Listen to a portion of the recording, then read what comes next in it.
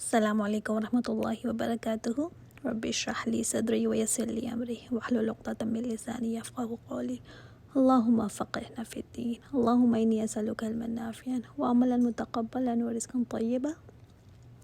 سورہ فجر، بسم اللہ الرحمن الرحیم۔ سورہ فجر بھی مکی صورت ہے اور اس میں بعض کافر قوموں کا ذکر ہے، جیسے قوم عاد، قوم سمود، اور قیامت کے روز انسان کی حالت کا بھی ذکر ہے۔ اس صورت کا نام فجر اس کی پہلی آیت میں ہے، سٹارٹ ہی الفجر سے ہوتی ہے۔ دیکھتے ہیں صورت کو۔ بسم اللہ الرحمن الرحیم۔ والفجر، قسم ہے فجر کی۔ قسمیں ہم نے پہلے بھی بہت زیادہ دیکھی ہیں اس بارے میں، اور میں نے آپ کو بتایا تھا کہ قسم کھانے کا مقصد توجہ کرانا، لوگوں کو اٹینشن کرانے کے لیے، تاکہ لوگ بات کو سنیں۔ دوسرا، بات کو یقینی بنانے کے لیے بھی قسم کھائی جاتی ہے۔ اللہ تعالیٰ کی بات ہی سچی بات ہے، مگر وہ لوگ جو مان کے نہیں دیتے، ان کو یقین دلانے کے لیے قسم کھائی گئی ہے یہاں پر۔ پھر اس چیز کی عظمت کا بیان بھی اس میں ہوتا ہے جس چیز کی قسم کھائی جائے۔ اب یہاں پر دیکھتے ہیں کس چیز کی قسم کھائی گئی ہے۔ والفجر، فجر کی قسم۔ فجر کا معنی کسی چیز کا مکمل طور پر پھٹنا، روشنی اس سے پھوٹ پڑے، اس لیے صبح کے وقت کو بھی فجر کہا جاتا ہے۔ اندھیرا سمجھ لیں کالی چادر ہے، اس سے روشنی پھوٹ پڑتی ہے، یہ ایکشن فجر کہلاتا ہے۔ اب فجر کیا چیز ہے؟ ایک طرح سے لائف کا معنی دیتی ہے، رائٹ؟ بے شک ابھی پوری طرح روشنی نہیں ہوئی ہوتی، مگر ایک پیغام ہے زندگی کا۔ دیکھتے ہیں نا ہم اس وقت چرند پرند جانور سب جاگ اٹھتے ہیں، چہک رہے ہوتے ہیں، لائف شروع ہو جاتی ہے اس کے بعد۔ تو انسانوں میں بھی صرف ایک مومن ہے جو فجر کے وقت اللہ تعالیٰ کی خاطر جاگتا ہے، اٹھتا ہے۔ اس لیے تو امام شوکانی لکھتے ہیں کہ ایک مومن ہی ہوتا ہے جو اللہ تعالیٰ کی عبادت کے لیے خاص و خاص اس وقت اٹھتا ہے، اور کوئی وجہ اس کی نہیں ہوتی جس کے لیے وہ اٹھے، یعنی کوئی ریزن نہیں ہوتا سوائے نماز کے۔ اس لیے دل اس وقت اللہ تعالیٰ سے سب سے زیادہ قریب ہوتا ہے۔ فجر اس چیز کی بھی علامت ہے کہ موت کے بعد زندہ ہونا، جیسے رات کو بھی چھوٹی موت سے بندہ گزرتا ہے نا، نیند موت کی بہن ہے، تو اس چھوٹی موت سے گزر کر اٹھتا ہے انسان۔ اسی طرح ایک دن بڑی موت سے اٹھو گے، قیامت کے دن۔ تو فجر زندگی ہے موت کے بعد کی۔ اس لیے جب ہم صبح اٹھتے ہیں نا، تو یہ نہیں کہتے اللہ تیرا شکر ہے تو نے مجھے نیند سے اٹھایا، بلکہ ہم کیا کہتے ہیں؟ الحمدللہ الذی احیانا بعد ما اماتنا والیہ النشور۔ تمام شکر، تمام تعریف اللہ تعالیٰ کی جس نے ہمیں زندہ کیا موت کے بعد۔ تو یہ قسم کس چیز کی ہوئی؟ جی اٹھنے کی۔ آپ دیکھ لیں نا، کفار مکہ اسی چیز کو تو نہیں مانتے تھے کہ دوبارہ اٹھنا ہے۔ دوسرا معنی بعض علماء نے اس سے یہ لیا ہے کہ یوم نحر کی فجر کے لیے، قربانی کا دن جو 10 ذوالحجہ، اس وقت رات ہم کہاں گزارتے ہیں؟ مزدلفہ میں۔ تو فجر کے وقت سب ایک لباس پہنے ہوئے ایک کھلے میدان سے اٹھتے ہیں۔ دیکھا ہے نا کیسے میدان سے مرد عورتیں فجر کے ٹائم اٹھ کھڑے ہوتے ہیں۔ اسی طرح اٹھیں گے قیامت کے دن، سب سو رہے ہوں گے، پھر اٹھ کھڑے ہوں گے اپنی قبروں سے اور اللہ کی طرف چلنے لگیں گے۔ پھر تیسرا معنی اس کا اسلام کے طلوع ہونے کا بھی اشارہ ہے کہ اسلام کی جے ہونے والی ہے۔ تو یہ مکی صورت ہے نا، تو ابھی اندھیرا ہے ہر طرف، ابھی تو مخالفت زور پر ہے، ابھی تو لگ رہا ہے اسلام کا کوئی فیوچر نہیں، مگر بتایا گیا نہیں، فجر قریب ہے۔ جیسے فجر کی روشنی اندھیرا چیرتی ہوئی نکلتی ہے نا، ویسے ہی اسلام کی روشنی اندھیروں کو چیرتی ہوئی نکلے گی اور چھا جائے گی۔ وَلَيَالٍ عَشْرٍ، اور 10 راتیں۔ یہ 10 راتیں کون سی ہیں؟ یہ کوئی بھی راتیں ہو سکتی ہیں، اور اس میں علماء نے مختلف رائے دی ہیں۔ ایک رائے تو یہ ہے کہ رمضان کی آخری جو 10 راتیں ہیں وہ مراد ہیں، بڑی فضیلت ہے ان کی۔ آپ کو پتہ ہے نا قرآن کریم اس میں نازل ہوا ہے۔ دوسری رائے کہ ذوالحجہ کے فرسٹ 10 days کی یہاں پر بات ہو رہی ہے، کیونکہ یہاں جو رات کہا گیا ہے نا، تو اس سے مراد دن بھی لیا جاتا ہے۔ جیسے میں کہوں نا میں 10 راتوں کے لیے کہیں جا رہی ہوں، تو مطلب 10 days کے لیے۔ تو 10 ذوالحجہ کے یہ 10 دن بہت امپورٹنٹ ہے، بیسٹ 10 days ہیں یہ پورے سال میں۔ علماء کہتے ہیں کہ راتیں بیسٹ رمضان کی آخری 10 راتیں ہیں، اور بیسٹ ڈیز ذوالحجہ کے پہلے 10 دن ہیں۔ کیوں؟ آپ صلی اللہ علیہ وسلم نے فرمایا کہ ذوالحجہ کے 10 دن کے مقابلے میں کوئی دوسرا دن ایسا نہیں ہے جس میں نیک عمل کرنا اللہ تعالیٰ کو ان دنوں سے زیادہ محبوب ہو۔ یعنی کیا مطلب ہوا؟ ان دنوں میں جو نماز پڑھی جائے اللہ کو زیادہ محبوب ہے اس سے جو باقی دنوں میں ہم پڑھیں۔ اسی طرح اگر روزہ رکھیں تو وہ اللہ تعالیٰ کو زیادہ محبوب ہے باقی دنوں کے مقابلے میں۔ اسی طرح کوئی اللہ کا ذکر کرے وہ زیادہ اللہ کو پیارا ہے بنسبت جو ہم اور دنوں میں کریں۔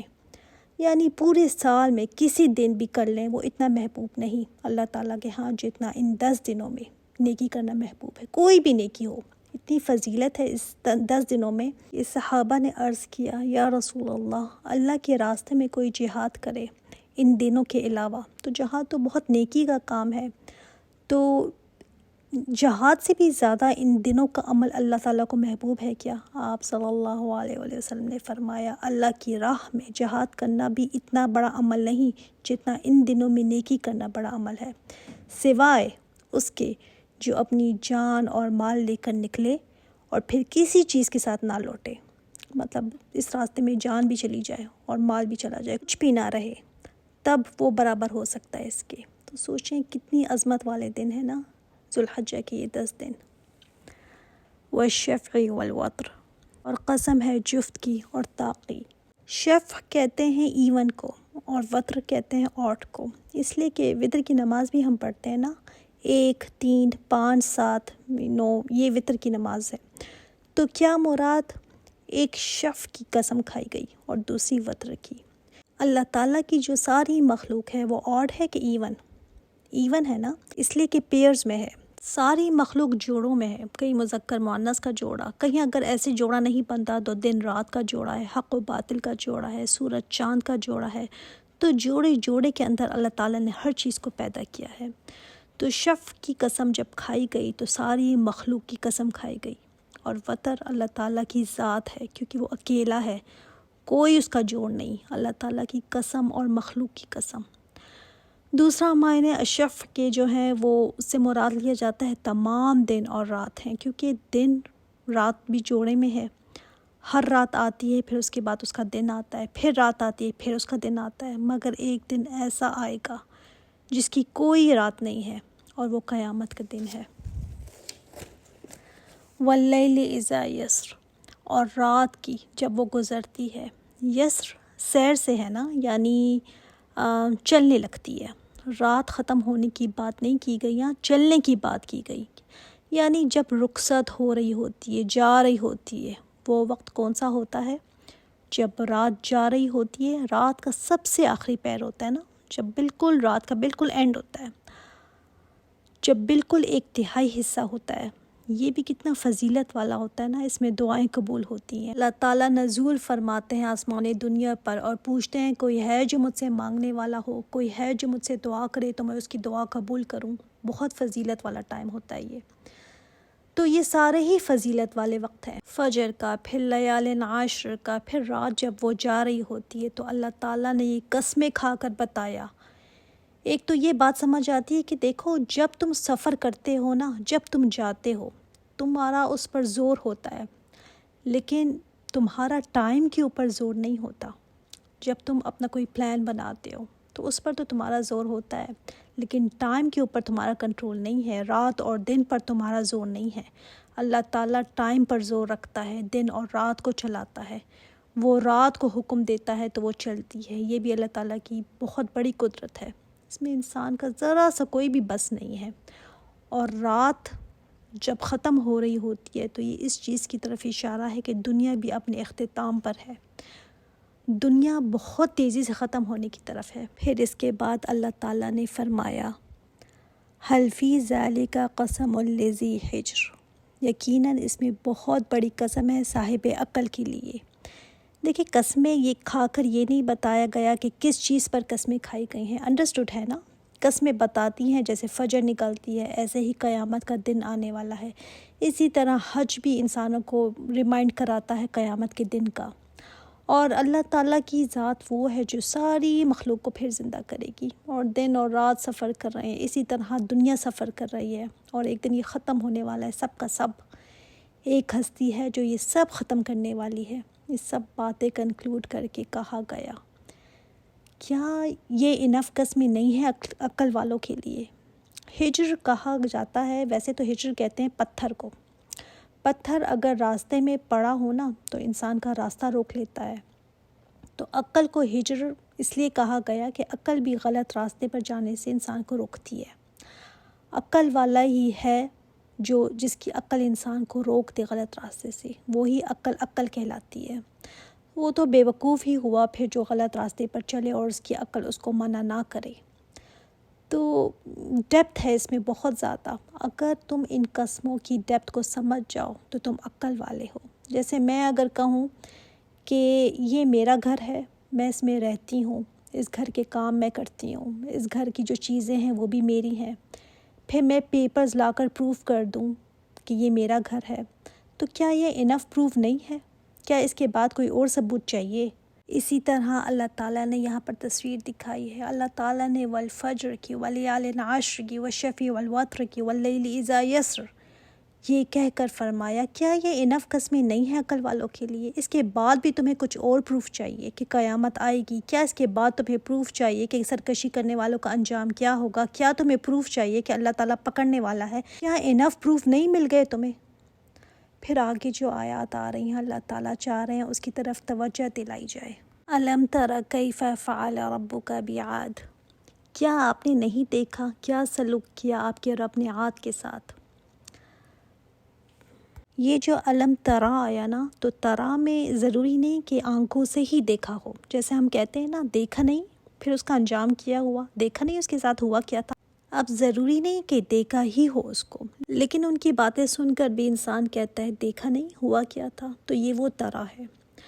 اچھا کہا گیا کیفا، کیوں، کس طرح اللہ تعالیٰ نے سلوک کیا ان کے ساتھ؟ اس کی وجہ یہ ہے کہ عاد جو ہے نا وہ بہت پاورفل قوم تھی، بہت پاورفل، بہت مضبوط قوم تھی، بہت ٹال بھی تھے، بہت اسٹرانگ تھے، بہت لمبے تڑنگے ہوا کرتے تھے. یہ ارم ذات العماد، یہ وہ جو ستونوں والے تھے، اتنے بڑے تھے، یہ اتنے ہیوج ہوا کرتے تھے جن کو کہا گیا ستونوں والے تھے. مطلب ان کے جسم پلرز کی طرح تھے، بہت اسٹرانگ تھے یہ. اور یہ بھی مطلب ہو سکتا ہے کہ یہ پلرز بناتے تھے، تو ان کی باڈیز بھی ہو سکتی ہیں، اس کا مطلب کہ بہت زیادہ پلرز کی طرح اسٹرانگ تھے یا پلرز بناتے تھے، اس کی کنسٹرکشن کرتے تھے، اونچے اونچے پلرز تعمیر کرتے تھے. کوئی چھوٹی بات نہیں تھی یہ. اور ارم جو تھا وہ ان کا جد امجد تھا، یعنی نوح علیہ السلام کے بیٹے سام کی اولاد میں آگے یہ لوگ آتے ہیں. تو بہت زیادہ طاقتور، بہت زیادہ قوت والے تھے، اور اتنا گھمنڈ کرتے تھے نا، اتنا پراؤڈ رکھتے تھے اپنے آپ پر، خود پر کہتے تھے کہ ہم سے زیادہ کوئی طاقتور ہو نہیں سکتا. یہ یمن کی طرف یہ لوگ بستے تھے. عرب لوگ کے قافلے وہاں سے گزرا جب کرتے تھے نا سردیوں میں ٹریڈنگ کے لیے، تو یہ جب گزرتے تھے ان کی بستیوں سے تو عرب کو خیال آتا تھا کہ یہ برباد کیسے ہو سکتے ہیں، یہ تو بہت زیادہ اسٹرانگ ہوا کرتے تھے. اور ان کی کنسٹرکشنز سے دیکھو کیسے ہو سکتا ہے کہ یہ لوگ برباد ہو جائیں. اور آپ کو میں کیفا کا بتا رہی ہوں نا، یہ کیفا یہاں پر کیوں آیا کہ ہو کیسے سکتا ہے یہ، کہ ان کی جڑ ہی کٹ گئی. بالکل یہ لوگ جڑ سے ختم کر دیے گئے تھے، جو اتنے لمبے تڑنگے تھے، جو اتنے اسٹرانگ تھے. التی لم یخلق مثلها فی البلاد، وہ جو کہ نہیں پیدا کیے گئے تھے ان جیسا شہروں میں. اللہ تعالیٰ نے فرمایا کہ میں نے ان کو اتنی قوت دے رکھی تھی کہ ایسا کوئی پیدا نہیں کیا گیا شہروں میں. لیکن اللہ تعالیٰ نے ان کو ایسا عبرت کا نشانہ بنایا، کیونکہ یہ قوت دینے والا کیا تمہیں بھول گیا کہ کون ہے؟ اللہ تعالیٰ نے ہی تمہیں یہ قوت دے رکھی تھی. وَثَمُودَ الَّذِي جَابُوا الصَّخْرَ بِالْوَادِ، اور وہ جو تراشتے تھے چٹانوں کو وادی میں. یہ سمود جو قوم تھی نا، تراشتے تھے چٹانوں کو وادی میں. عاد کی جب بھی بات آتی ہے نا، ساتھ سمود کی بھی بات آتی ہے قرآن میں، کیونکہ یہ انہی کی جانشین قوم تھی. اور قرآن میں دوسری جگہ بھی ان کا ذکر آتا ہے کہ یہ پہاڑوں کو تراش کے گھر بنایا کرتے تھے. مگر یہاں پر آیا جابو، جیسے ہم کہیں نا جیب. تو جیب کیا ہے؟ آپ کی قمیض میں ایک سوراخ ہے نا جس کو جیب کہتے ہیں. تو یہ پتھروں میں سوراخ کیا کرتے تھے اور پھر اس سے آگے تعمیرات بناتے تھے. ان کے پاس کون سے وہاں پہ کرینز تھے یا بجلی تھی کہ وہ اس سے کاٹتے پہاڑوں کو یا سوراخ کرتے؟ صرف ہاتھوں سے وہ یہ کام کیا کرتے تھے. آج تو دیکھیں ڈفرینٹ قسم کے ٹولز ہیں نا اس کے لیے. اس وقت ایسا نہیں تھا، اس کے باوجود کیا وہ چٹانوں کو اندر تک تراشتے تھے، کیا عالیشان عمارتیں بنایا کرتے تھے۔ ان کی تعمیرات کے پاس سے جب یہ گزرتے تھے نا عرب کے لوگ، تو دیکھتے تھے ان کی کنسٹرکشنز بہت ہی زبردست کنسٹرکشن ہوتی تھی ان کی، اور آج تک ان کی تعمیرات کھڑی ہوئی ہیں۔ ہزاروں سال پہلے کی بات ہے یہ، نبی علیہ الصلاۃ والسلام کے آنے سے بھی ہزاروں سال پہلے۔ تو آج بھی مدائن صالحہ کوئی اگر دیکھنا چاہے نا تو کھڑے ہوئے ہیں۔ سوچیں ان کی تعمیرات پھر کیسی ہوں گی، کتنے زیادہ اسٹرانگ انہوں نے وہ کنسٹرکشن کی ہوگی۔ لیکن اللہ تعالیٰ نے ایک چیخ سے، صرف ایک چیخ سے ان کو ختم کیا، اور ان کی پاور کیا رہ گئی پھر؟ بجھ کے رہ گئی، بالکل بجھ کے رہ گئی۔ وَفِرْعَوْنَ ذِی الْأَوْتَادِ، اور فرعون میخوں والے، فرعون جو میخوں والا تھا نا، اس کی بھی بہت زیادہ اسٹرینتھ تھی، اپنی طاقت میں مشہور تھا وہ، اور اس کا ذکر عرب کس سے سنتے تھے؟ سب سے زیادہ اہل کتاب سے سنتے تھے، یہودیوں سے سنتے تھے۔ فرعون جب کسی سفر پر جاتا تھا نا، اور کسی جگہ پر اگر وہ پڑاؤ کرتا تھا، تو پورے کے پورے میدانوں میں اس کی ٹینٹ اور میخی گاڑی بھی ہوتی تھی۔ اور دوسرا ذی الاوتاد کہنے کی جو وجہ ہے وہ یہ کہ اتنا ظالم تھا، لوگوں کو اس نے جب مارنا ہوتا تھا نا تو آرام سے تلوار سے نہیں مارتا تھا، بلکہ سولی ان کو چڑھا کر ان کے ہاتھوں اور پیروں میں میخی گاڑ دیتا تھا، اور زندہ دھوپ میں ایسی حالت میں چھوڑ دیتا تھا کہ مرے، یا پھر زمین پر ان کو لٹا کر ہاتھوں اور پیروں میں میخی گاڑتا تھا۔ حضرت آسیہ جو ان کی بیوی تھیں، ان کے ساتھ بھی اس نے یہی کیا تھا نا، اور سانپ اور بچھو ان کے اوپر چھوڑ دیا کرتا تھا۔ تو یہ مشہور تھا اس طرح کی میخی گاڑنے میں۔ استغفر اللہ، ایسے ایسے ظالم دنیا سے گزرے ہیں۔ الذین طغوا فی البلاد، وہ جنہوں نے سرکشی کی شہروں میں، یہ وہ تھے جنہوں نے سرکشی کی ملکوں میں۔ سارے کے سارے یہ عاد، سمود، فرعون تینوں کی طرف اشارہ کیا گیا ہے۔ جرم ان کا کیا تھا؟ طغوا، حد سے بڑے ہوئے تھے، بالکل لمٹس کراس کی ہوئی تھیں، اور پھر دیدہ دلیری دکھا کر اس پر ہنستے تھے، ڈھیٹ پن بن کر یہ کام کرتے چلے جاتے تھے، کوئی پشیمانی نہیں، کوئی ان کو پچھتاوا نہیں تھا اس کام کو۔ جیسے دیکھ لینا سمود نے بھی اللہ تعالیٰ کی جو اونٹنی تھی، جو معجزے کے طور پر اللہ تعالیٰ نے ان کو دکھائی تھی، اور اللہ تعالیٰ نے اپنے پیغمبر کے ذریعے بتا دیا تھا کہ اس اونٹنی کو ہاتھ مت لگانا، مگر انہوں نے اس اونٹنی کو مار ڈالا اور ان کو کوئی فرق ہی نہیں پڑا، کوئی ذرا سا ریگریٹ بھی نہیں تھا ان کو یہ کر کے۔ تو طغیانی میں ہوتا کیا ہے کہ جیسے انہوں نے اللہ تعالیٰ کو چیلنج کیا، جیسے اللہ تعالیٰ کے مقابلے میں آ جانا نا، یہ طاغی ہوتا ہے، پھر وہ اللہ تعالیٰ کے قوانین کو جو توڑتا ہے اور پھر دیدہ دلیری سے توڑتا چلا جاتا ہے، اسے کوئی فکر، کوئی پرواہ نہیں ہوتی، وہ طاغی ہوتا ہے۔ فَأَكْثَرُوا فِيهَا الْفَسَادَ، پھر انہوں نے زیادہ کیا شہروں میں فساد۔ اب فا کا جو یہاں لفظ آیا ہے نا، فَأَكْثَرُوا، تو فا کا جو لفظ آیا ہے وہ معنی دیتا ہے ایز اے ریزلٹ، نتیجے اس کا کیا ہوا جب انہوں نے سرکشی کی۔ تو انسان سوچتا ہے کہ وہ سرکشی کر کے اللہ تعالیٰ کا کچھ بگاڑ لے گا، یا اللہ تعالیٰ کو اس سے کوئی فرق پڑے گا، نعوذ باللہ، یا اللہ تعالیٰ کا کوئی نقصان ہو رہا ہے۔ نہیں، جب انسان اللہ تعالیٰ کے حکموں کو توڑتا ہے نا، اور سمجھتا ہے کہ میں نے بہت مارکا مار لیا ہے، میں نے تو بڑا کام کر لیا ہے، تو جب انہوں نے حد سے زیادہ سرکشی کی تو پھر کیا ہوتا ہے؟ زمین پر فساد پھیلتا ہے، امن و امان ختم ہو جاتا ہے، چین ختم ہو جاتا ہے، لوگوں کو انصاف نہیں ملتا، پھر فساد پھیلتا ہے۔ دیکھ لینا آج اللہ تعالیٰ کا ایک حکم توڑا گیا، بے پردگی ہو گئی ہے بہت زیادہ، کوئی پرواہ نہیں کرتا، تو اس کا رزلٹ کیا نکلا پھر؟ آج کتنے ریپ ہو رہے ہیں، چھوٹی چھوٹی بچیاں جو محفوظ نہیں ہیں، باہر اکیلے ہمارے ملکوں میں نکلتے ہوئے ڈر لگتا ہے اب۔ تو اللہ تعالیٰ کے حکم ٹوٹیں گے تو پھر سوسائٹی جب اس میں انوالو ہوگی تو پھر فساد پھیلے گا۔ آپ اس کو ہر جگہ پر رکھ کر دیکھ لیں، شریعت میں آیا کہ جان کے بدلے جان ہے، جب کوئی کسی کو قتل کرے تو اس کا بدلہ قتل ہے، تو جب کوئی پوچھنے والا نہ ہو، کسی نے کسی کو مار دیا، کوئی فرق نہ پڑا، قصاص جو اللہ تعالیٰ کا حکم ہے کہ لیا جائے، تو پھر دیکھیں آج کوئی کسی کو مار دے یا کسی کو قتل کر دے تو کوئی آج پوچھنے والا ہی نہیں ہے۔ خون ایسے لوگوں کا بہنے لگا ہے کہ جیسے جانوروں کا خون بھی قیمتی لگتا ہے اس سے۔ فَصَبَّ عَلَيْهِمْ رَبُّكَ سَوْطَ عَذَابٍ، تو برسایا ان پر آپ کے رب نے کوڑا عذاب کا۔ رزلٹ اس کا کیا ہوا پھر جب فساد پھیلا؟ فصبہ کے اندر جو ہے نا انڈیل دینا، ویسے تو پانی کے لیے زیادہ تر یہ آتا ہے، یہاں پر عذاب کے لیے آیا ہے۔ کیوں؟ عذاب کو بھی ایسے بتایا گیا جیسے انڈیل دیا ہو۔ جب کوئی چیز انڈیلی جاتی ہے نا تو کیا ہوتا ہے، مثلاً ایک بالٹی ہے پانی کی، وہ انڈیل دی گئی کسی کے اوپر تو پورا کا پورا اس میں نہا دے گا نا۔ دوسرا یہ کہ انٹینسٹی کے معنی میں بھی آتا ہے، انٹینس چیز ہے انڈیل دینا۔ ایک ہوتا ہے تھوڑا تھوڑا کر کے ڈالنا، اور ایک ہوتا ہے پورا کا پورا انڈیل دینا۔